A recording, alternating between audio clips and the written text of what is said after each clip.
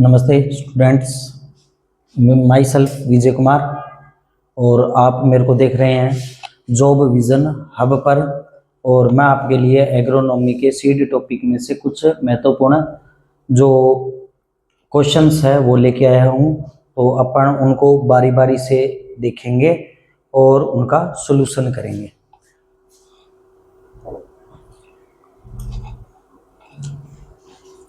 पहला अपना क्वेश्चन है कि राष्ट्रीय बीज अधिनियम कब किस वर्ष घोषित हुआ। तो अपना जो नेशनल सीड कॉरपोरेशन है वो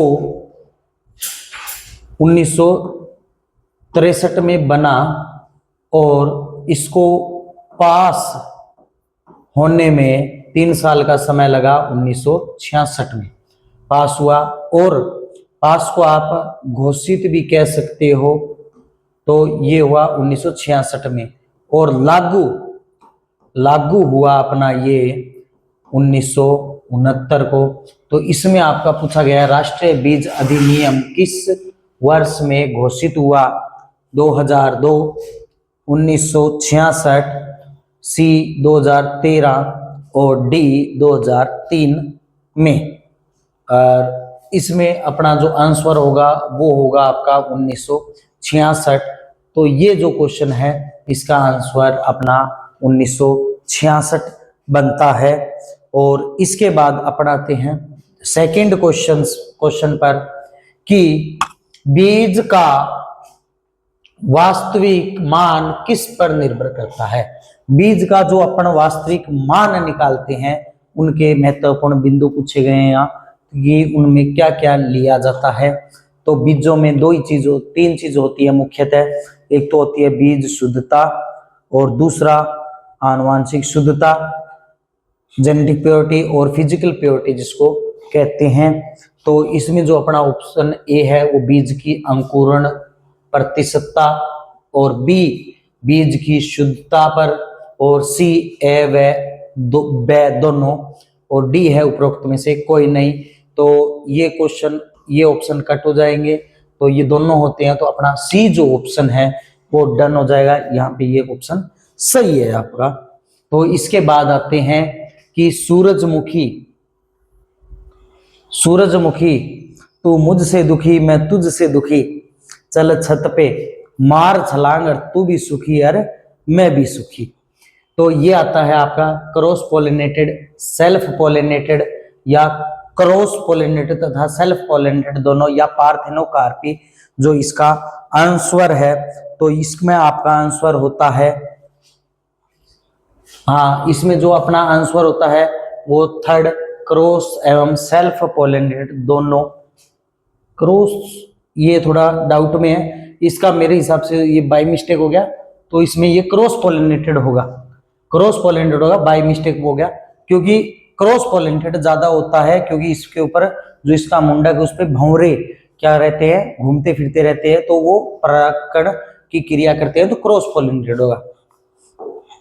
इसके बाद आता है जिन उन्नत बीजों की उत्पत्ति अवस्था के शुरुआत का बीज जो सीमित मात्रा में होता है जो तथा पौध प्रजनक द्वारा पैदा किया जाए। ये 3 महत्वपूर्ण बिंदु इस क्वेश्चन में निकल के आ रहे हैं कि उसने पूछा क्या है कि इसमें शुरुआत की अवस्था का बीज जो सीमित मात्रा में हो और पौध पादप प्रजनक क्या करता हो उनको उगाता हो। तो उसमें आपका पहला ऑप्शन है केंद्रक, प्रजनक, आधार और प्रमाणित। आपको ये ध्यान में जरूर रहना चाहिए कि जो केंद्रक बीज है उससे ही आपका क्या बनता है, प्रजनक बीज बनता है और प्रजनक बीज से आपका आधार बीज और आधार बीज से आपका प्रमाणित बीज बनता है।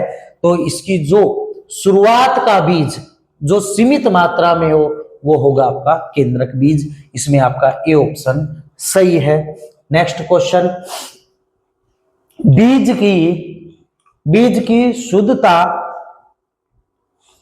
की शुद्धता और अंकुरण जांच की प्रक्रिया कहलाती है।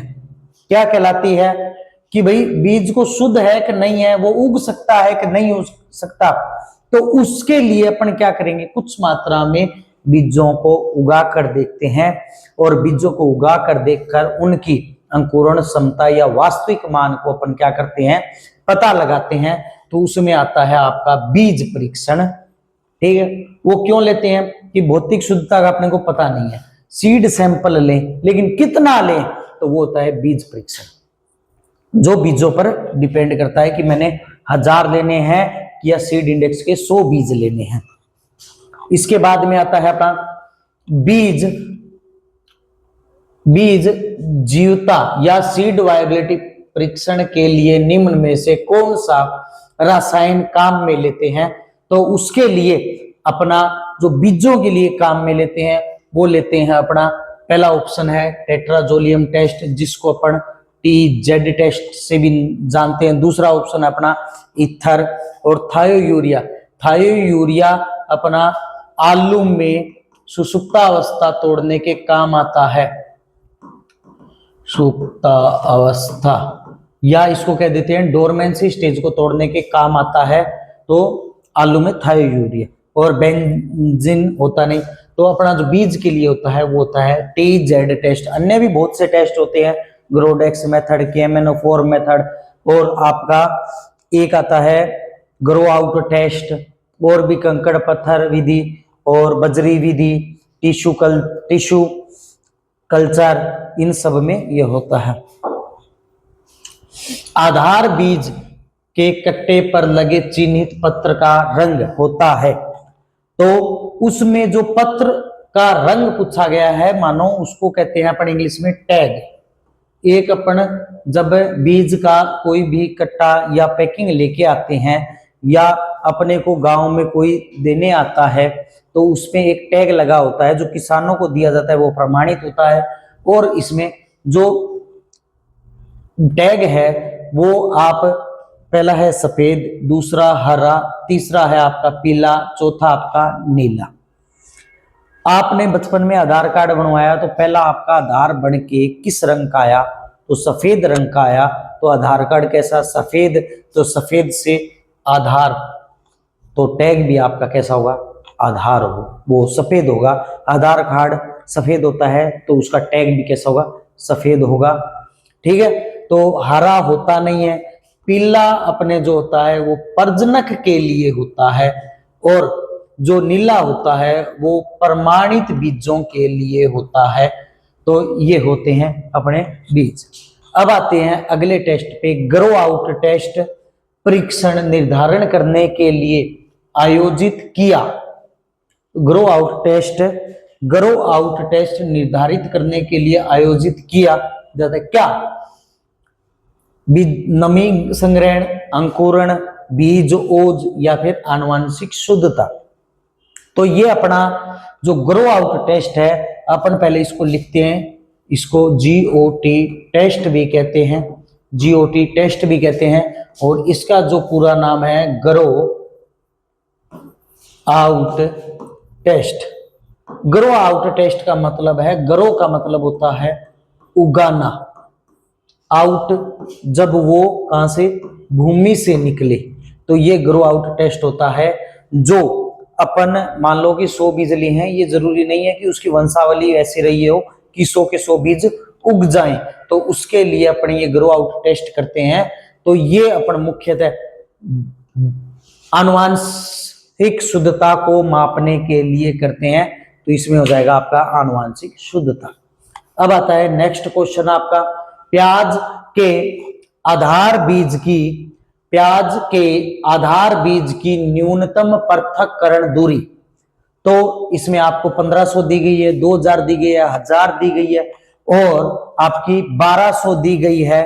तो इसमें आपकी हो जाएंगी 1000 मीटर दूरी।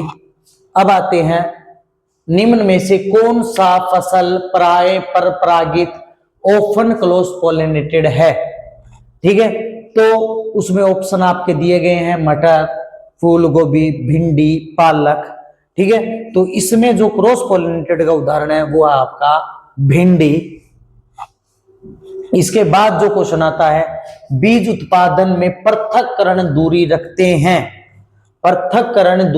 हैं, बीज उत्पादन में, तो वो किन कारणों से रखे जाते हैं, तो वो अपन देखेंगे। पहला कारण है खरपतवार निकालने हेतु, वांछित पौधों को निकालने हेतु।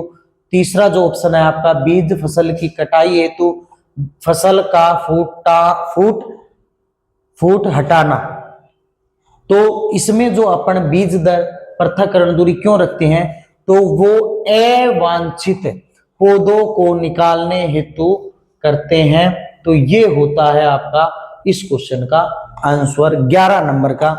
अब इसके बाद में आते हैं कि सस्य विज्ञान की आवश्यकता निम्न में से किस क्षेत्र में नहीं है। सस्य विज्ञान से संबंधित अपना एग्रोनॉमी है, जिसमें आप क्रॉप्स, जलवायु, बीज के बारे में पढ़ रहे हैं। तो ये सभी खरपतवार, टिलेज, ये सभी टॉपिक इसके अंतर्गत आते हैं। तो कृषि से संबंध होना इसका लाजमी है। और फसलें उगाएगा तो एक आम व्यक्ति अपने जो परिवार है उसका क्या करेगा, नियोजन करेगा। अगर कुछ अधिक धान होता है तो उसको मार्केट में बेचकर वो अपनी व्यवसाय भी करेगा। और अब होता है चिकित्सा।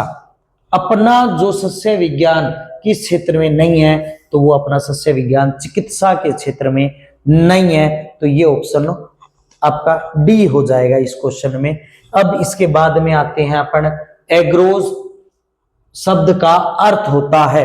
तो एग्रोज शब्द का अर्थ होता है आपका, पहले इस नाम को लिख लेते हैं, ये बनता है एग्रोनोमी से। किससे? एग्रोनोमी से। इसको अगर अपन डिवाइड करते हैं तो बनता है एग्रोस प्लस नोमस, नोमस बनता है। तो एग्रोस का मतलब होता है आपका प्रबंधन, और यहाँ आपका होता है खेती, खेती का प्रबंधन। तो इसमें जो ऑप्शन है वो आपका हो जाएगा बी, खेती से संबंधित है।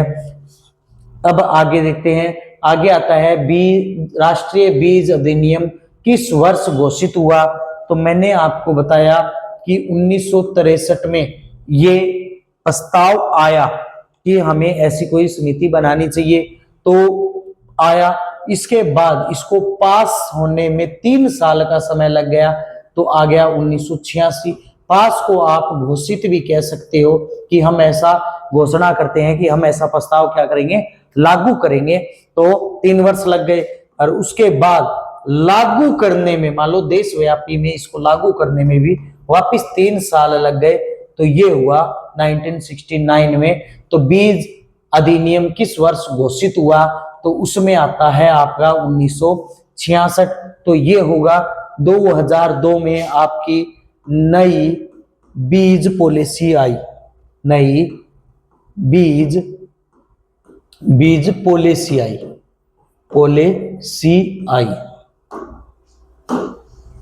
बीज पॉलिसी आई।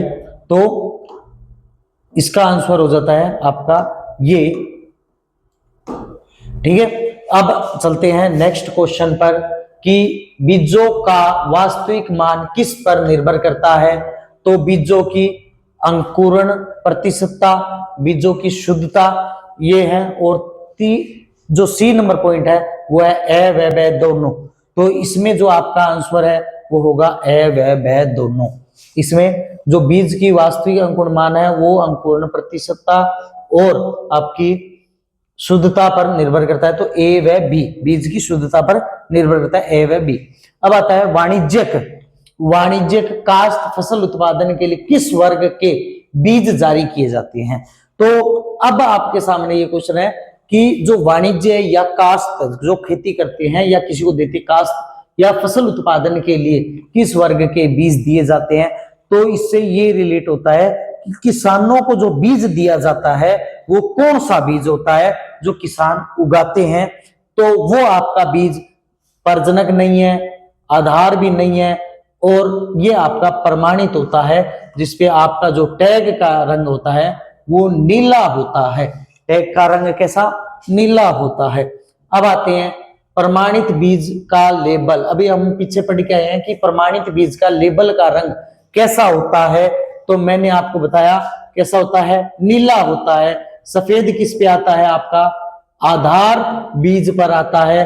पीला आता है आपका प्रजनक बीज पर आता है, पीला प्रजनक बीज पर। हरा होता नहीं है तो आपका नीला होगा।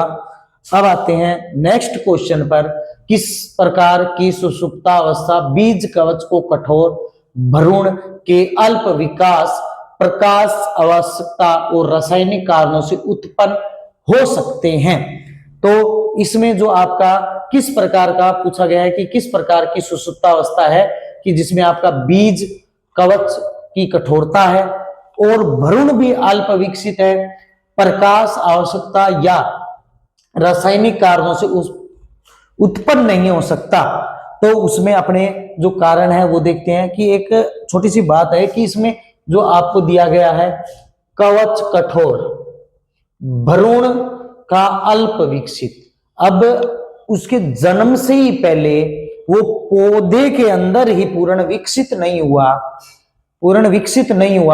तो वो कैसी हो गई? क्योंकि जो उसका पूर्वज था उसे उसको अच्छे पोषक तत्व या पूर्ण पोषक तत्व नहीं मिले, जिससे उसकी भ्रूण में अल्प विकसित हुआ। अल्प विकसित होना आपका द्वितीयक सुषुप्तावस्था, बीज सुषुप्तावस्था, बलकृत सुषुप्तावस्था और प्राथमिक, ये प्राथमिक है, ठीक है। ना ही आपकी बलकृत है, ना ही बीज सुषुप्तावस्था है, ना द्वितीयक है, ये आपकी प्राथमिक सुषुप्तावस्था के अंतर्गत आता है। इसका नाम है प्राइमरी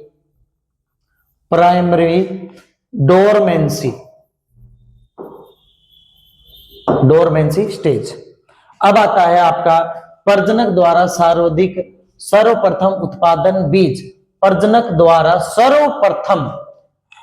के द्वारा जो सर्वप्रथम उगाया जाएगा वो आपका केंद्रक होगा। मैंने आपको बताया कि भाई केंद्रक से बना आपका, इसमें प्रजनक नहीं है, सॉरी, केंद्रक से बनता है आपका प्रजनक। कौन सा? प्रजनक से बनता है आपका आधार से बनता है प्रमाणित। ये बीज अपने इंडिया में नहीं बनता, लेकिन इसका जो टैग होता है वो याद रख लेना आपका पर्पल या फिर बैंगनी। कैसा? बैंगनी होता है। अब आते हैं नेक्स्ट क्वेश्चन पे। तो ये हो गया ना। नेक्स्ट क्वेश्चन पे आते हैं, सबसे ज्यादा आनुवंशिक शुद्धता कौन से बीज में होती है? तो आपको मैंने ये बताया कि सर्वप्रथम मूल केंद्रक बीज आता है जो सीमित मात्रा में होता है। तो एक बात बताओ, आपको अगर कृषि वैज्ञानिक बना दिया जाए तो आप जो प्राथमिक बीज बनाओगे उसमें सबसे ज्यादा आनुवंशिक अशुद्धियां रखोगे या प्योर शुद्ध बनाओगे? प्योर शुद्ध बनाओगे ना, तो प्योर एकदम शुद्ध जो बीज होता है वो आपका मूल केंद्रक बीज होता है, जो पादप प्रजनक क्या करता है? बनाता है। और अभी मैंने आपको ये बताया कि मूल केंद्रक बीज से ही आपका कैसा को बनता है? प्रजनक से आधार से प्रमाणित बीज बनता है। तो इसमें जो आपकी पीपी फिजिकल प्योरिटी या भौतिक शुद्धता है वो 100% रहेगी, और जेनेटिक प्योरिटी है, जेनेटिक प्योरिटी मतलब आनुवंशिक शुद्धता, वो भी आपकी 100% ही रहेगी, 100% रहेगी। अब देखते हैं नेक्स्ट क्वेश्चन, आलू की सुषुप्तावस्था या डोरमेंसी स्टेज तोड़ने के लिए किसका काम में लेते हैं? तो अपन काम में लेते हैं, आप पढ़ते आ रहे हो कि डोरमेंसी आलू की किससे टूटती है? थायोयूरिया से तोड़ी जाती है। और साइटोकाइनिन आपका क्या करता है? कोशिका विभाजन में काम करता है। और H2SO4 से कठोर जो बीज होते हैं उनके आवरण तोड़ने के काम आता है। कपास के अंदर जो बीज होता है उसके जो ऊपर रेशे लगे होते हैं 60 से 70 हजार, उन फज को हटाने के भी काम में आता है। अब इसके बाद में आते हैं अपन मक्का। संकर मक्का का आधार बीज पैदा करने के लिए न्यूनतम पृथक्करण दूरी, तो अपनी जो न्यूनतम पृथक्करण दूरी है वो किसमें? संकर में। तो न्यूनतम आ जाएगी आपकी 400 भी नहीं होती, 600 भी नहीं होती, 200 भी नहीं होती, ये इसमें होगी आपकी आधार में, ठीक है। तो आधार बीज में आपकी जो संकर मक्का है उसमें जो दूरी रखते हैं वो 100 मीटर की रखते हैं। अब आते हैं नेक्स्ट क्वेश्चन पे, आलू की सुषुप्तावस्था को दूर करने के लिए काम में लिया जाने वाला रसायन कौन सा है? तो वो होता है आपका थायोयूरिया। एगलाल से आप गन्ने के जो सेट्स होते हैं उनको क्या करते हैं? उपचारित करते हैं, और यूरिया खेतों में डालने के काम आती है, और आलू थायोयूरिया से उपचारित किया जाता है। अब आता है संकुल मक्का में प्रमाणित बीजों को, प्रमाणित बीज उत्पादन हेतु न्यूनतम पृथक्करण दूरी होनी चाहिए। तो ये आपकी है 200 मीटर है, ना ही 100 है। वहां संकर दी गई थी तो यहां 100 नहीं होगी, यहां 200 होगी, प्रमाणित बीज है। अब इसके बाद में आता है आपका संकुल मक्का का प्रमाणित बीज उगाने के लिए मक्का के एक खेत में दूसरे खेत की दूरी कम से कम कितनी होनी चाहिए। तो इसमें अपन ने ये क्वेश्चन देखा कि इसमें प्रमाणित उगा रहे हैं और संकुल है 200 मीटर, तो इसमें अपन संकुल मक्का प्रमाणित उगा रहे हैं तो मक्के एक खेत से दूसरे खेत की दूरी अपनी होती है 100 मीटर। वापिस वही आ गया, सिर्फ आपका बी से ऑप्शन कौन सा कर दिया, डी कर दिया। अब आता है संकर मक्का के आधार बीज उत्पादन हेतु। अब यहां संकर आ गया तो संकर मक्का के आधार बीज हेतु मक्का के खेत में अन्य खेती से न्यूनतम पृथक्करण दूरी कितनी होनी चाहिए। तो इसमें आपका आ रहा है, वहां पे अपने 1000 था आधार में, जो संकर थी उसमें अपने 1000 के लगभग, तो यहां आपकी 400 से 500 हो जाएगी। अब आते हैं ब्रीडर द्वारा बढ़ोतरी उत्पादित व सप्लाई करने किए गए बीजों को कहा जाता है। ब्रीडर मान लो जो बीजों को बना रहा है, बीजों को अंकुरित करके बना रहा है तो और सप्लाई किए जाते हैं तो वो कहलाते हैं आपके आधार बीज, नहीं विश्वस्त बीज और मूलाधार, ये मूलाधार बीज होगा। अब इसके बाद में नेक्स्ट क्वेश्चन देखते हैं, प्रमाणित बीज उत्पादन के लिए किसका उपयोग करते हैं। तो प्रमाणित बीज के लिए मैंने आपको क्रम बताया था कि पहले आएगा आपका केंद्रक बीज, केंद्रक बीज, दूसरा आएगा आपका प्रजनक बीज, तीसरा आएगा आपका आधार बीज, आधार बीज, और चौथा आएगा आपका प्रमाणित बीज, प्रमाणित बीज। अब आप मेरे को बताओ कि ये ब्रीडर उगाता है, ये भी ब्रीडर उगाता है, और ये ज्यादा दूरी के लिए उगाए जाते हैं। किसानों को जो बीज दिया जाता है वो प्रमाणित बीज है, तो इसमें आपका कौन सा बीज आएगा, प्रमाणित बीज आएगा। इसका आंसर प्रमाणित होगा। इसके बाद आते हैं प्रजनक द्वारा सर्वप्रथम उत्पन्न बीज, फिर वही बात आ गई, सर्वप्रथम उत्पन्न बीज उसका कौन सा होगा, केंद्रक बीज होगा। अब आते हैं नेक्स्ट क्वेश्चन पे, सबसे ज्यादा आनुवंशिक शुद्धता कौन से बीज में है। तो कौन से बीज में होगी, मूल केंद्रक बीज में होगी। अब नेक्स्ट क्वेश्चन, आधार बीज की संतति है। आधार बीज की संतति, मान लो आधार बीज से आगे वाली पीढ़ी कौन सी है, तो आपकी नाभिकीय होगी क्या, नहीं होगी। प्रजनक, प्रजनक तो खुद इसका पूर्वज है आधार का, किसका, आधार का पूर्वज है। और आधार के बाद में जो आती है आपकी प्रमाणित बीज आती है, तो प्रमाणित बीज होगी। अब आते हैं नेक्स्ट क्वेश्चन, किसी फसल के 1000 दानों के बीजों को कहते हैं।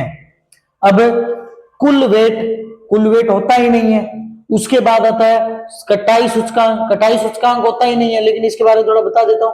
कटाई सूचकांक जो दलहनी फसलें हैं उनका हमेशा कम होता है, और सबसे इनका क्या होता है, सबसे कम होता है। कटाई सूचकांक क्या होगा, सबसे कम होगा। लेकिन जो कटाई सूचकांक है वो चारे वाली फसलों का ज्यादा होता है, चारे वाली का सर्वाधिक होता है, ठीक है। और इसमें अरहर का शायद 19% ही होता है, अरहर फसल का। अब आता है सीड इंडेक्स। सीड इंडेक्स आप जो बीज इंडेक्स क्या करते हैं, बीज इंडेक्स जो तैयार करते हैं, तो उसमें जो आप बीज रखते हैं तो उसमें आप 100 बीज ही लेते हैं। अब बचता है टेस्ट वेट, तो ये जो टेस्ट वेट है ये 1000 बीजों से तैयार किया जाता है। तो 1000 बीज के दानों को क्या कहेंगे, परीक्षण भार कहेंगे, और इसका आंसर होता है आपका परीक्षण भार। अब एक बात और देख लो कि जो तंबाकू है, तंबाकू के जो 1000 बीज होते हैं उनका 1.2 से 1.5 ग्राम होता है, लेकिन कुछ में ये 10,000 बीजों का पूछ लेता है, तो 10,000 बीजों का क्या हो जाएगा, 12 से 15 ग्राम हो जाएगा। तो इसका आंसर होता है ये। अब आते हैं grow out test. Grow out test, grow out, GROW, grow out test. मैंने अभी बताया कि उगा कर देखते हैं, तो उगा कर देखेंगे कि बीज उग रहे हैं नहीं उग रहे, वो किसका प्रतीक होगा, आनुवांशिक शुद्धता का होगा, कि भैया आनुवांशिक शुद्धता इसमें पूरी बनी हुई है कि आप इसको उगा कर देख सकते हो 100 बीजों को, या टेस्ट वेट या सीड इंडेक्स लेकर उगाकर आप प्रतिशत निकाल सकते हो। बासमती चावल के 1000 बीजों का वजन, तो ये होता है आपका 21 ग्राम और 24 ग्राम होता है अपने नॉर्मल चावल का। किसका, नॉर्मल चावल का होता है। तो 21 ग्राम, ये जो क्वेश्चन है ये आपका जेट में भी आया हुआ है, जेट 2023 में आया हुआ क्वेश्चन है ये, जो पूछा गया था बच्चों से। अब आते हैं आगे, एक उन्नत किस्म की उत्पत्ति अवस्था शुरुआत का बीज, उत्पत्ति अवस्था और शुरुआत का बीज सीमित मात्रा में, मान लो कुछ मात्रा में, और पौध प्रजनक द्वारा पैदा किया जाता है, तो ये कहलाता है आपका, कौन सा कहलाएगा, जो कुछ ही मात्रा में हो, तो ये कहलाएगा आपका केंद्रक बीज। केंद्रक बीज इसका क्या है, आंसर है, तो ये आपका राइट होगा। अब आते हैं अपने बीज शुद्धता अंकुरण जांच की प्रक्रिया कहलाती है। बीज की शुद्धता और अंकुरण जांच को जांचने के लिए अपन भौतिक शुद्धता का पहले ज्ञात होता नहीं है, सीड सैंपल लेंगे और सीड सैंपल को उगाएंगे, तो उससे अपने को क्या पता चलेगा कि कितनी शुद्धता है और कितने बीज उगे हैं। तो इसमें सीड सैंपलिंग नहीं होगा, भौतिक शुद्धता नहीं होगी, सैंपलिंग के बाद जो अपन बीज उगाते हैं तो वो होगा बीज परीक्षण। अब अपनी क्लास यहीं पे समाप्त होती है। आज के लिए आपके 36 क्वेश्चन है, और भी आपके लिए सवाल लेके आएंगे अगली क्लास में। और किसी को इन क्वेश्चन से संबंधित कोई भी डाउट है तो आप कमेंट में लिखें, और भी कोई आप अगर पूछना चाहते हैं हमसे तो आप कमेंट बॉक्स में अपना जो मैसेज है वो ड्रॉप कर सकते हैं। इस क्लास से संबंधित कोई भी आपको कमी या अधिकता कुछ लगे तो वो आप अपने जो भी सुझाव है वो हमसे साझा करें। धन्यवाद।